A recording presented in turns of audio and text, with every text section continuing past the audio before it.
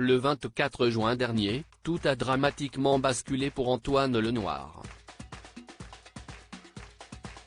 Le jeune homme de 19 ans, vu dans N'oubliez pas les paroles en mai 2021, a perdu le contrôle de son véhicule sur une route glissante située dans la Somme, RD 1017 à Fresnes-Mazancourt, et a été percuté par un camion.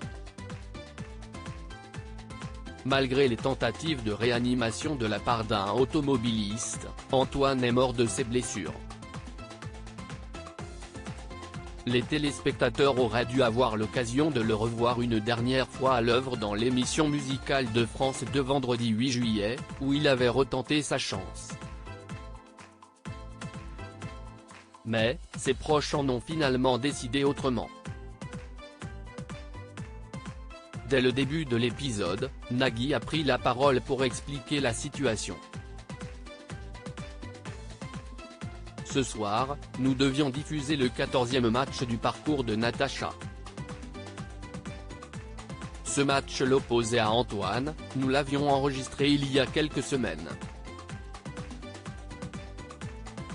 Malheureusement, il y a quelques jours, Antoine a été victime d'un tragique accident. Sa disparition a endeuillé tous ses amis, évidemment l'équipe de N'oubliez pas les paroles.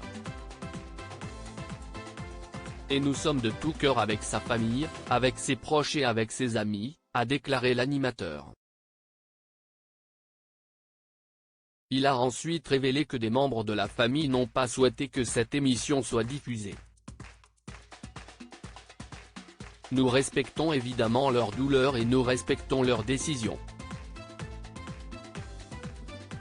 Si est-il la raison pour laquelle je vous propose maintenant de revoir le parcours de Natacha, a-t-il annoncé.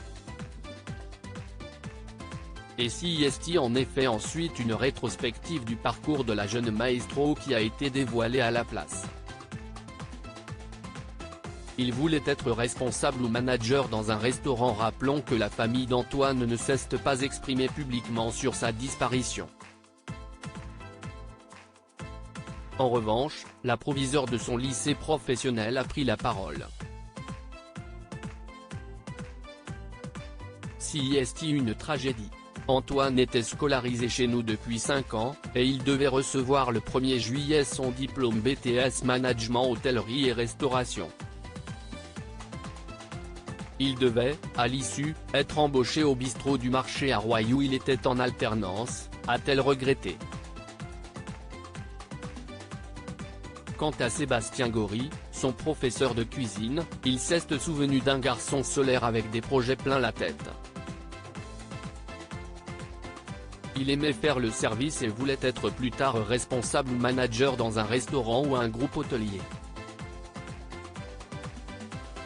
Il chantait régulièrement lors de nos célébrations à l'église ou dans des soirées à thème déguisé.